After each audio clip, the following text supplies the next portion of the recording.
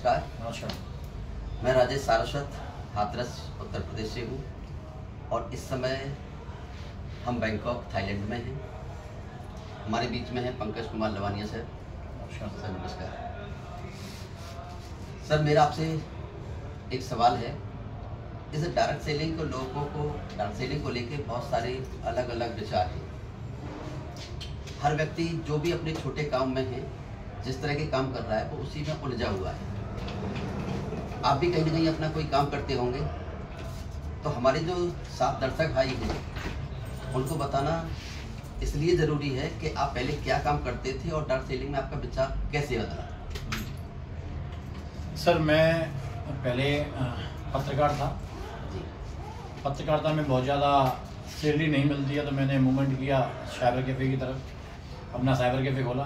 Very good. But मेरे सपने बड़े थे, साइबर कैफ़े से मेरे सपने बड़े नहीं हो रहे थे सर। यस। मैंने अपना थॉट बदला, सोच बदली।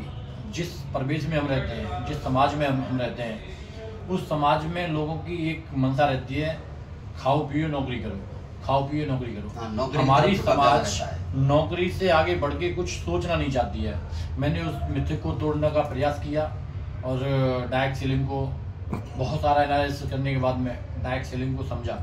क्योंकि यहाँ एक सिस्टम है, यहाँ आप नौकरी के लिए काम नहीं करते हो, बंधी हुई आपको सैलरी नहीं मिलती है। yes. आप जितना काम करते हैं उतना आपको पैसा मिलता है। इस दुनिया का सबसे ज़्यादा पैसा नेटवर्क मार्केटिंग में मिलता है सर।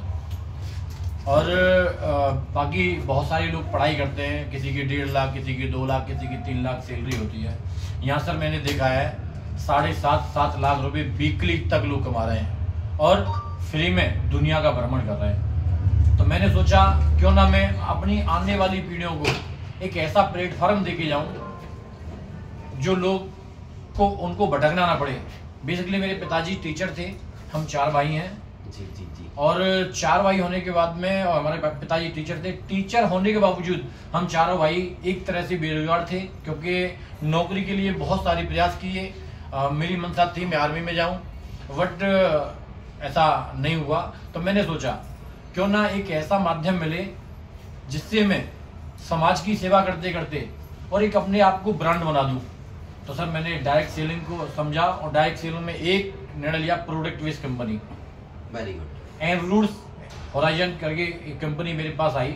तो मैंने उसका एक विजन समझा कि वो उनका मतलब था कि हम जिसको माँ कहते हैं, जो मिट्टी है, जी जी जी। उस मिट्टी को हम जो आज बीमार है, बहुत सारी मतलब बहुत ज़्यादा लागत के रूप में हम केमिकल दुकानों से दे रहे हैं, किसान बीमार हो रहे हैं, हर घर में कैंसर के रोग मिल रहे हैं, अटैक के रोग मिल रहे हैं, बहुत सारी दिक्कतें यहाँ हो रही हैं।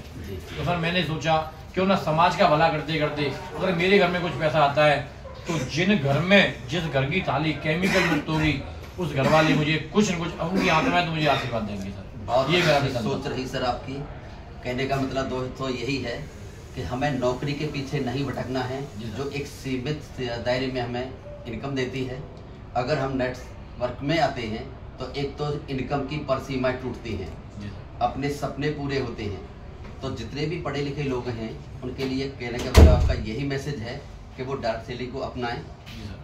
और जो आपका सपना फौज में जाने का था, वहाँ देश की सेवा करना था, यहाँ घर पर रह के भी देश की सेवा की जा सकती है। थैंक यू दोस्तों, बहुत अच्छा आपका विचार रहा सर, और हम चाहते हैं कि आपके माध्यम से लोग भी प्रेरित होंगे। थैंक यू, नमस्कार।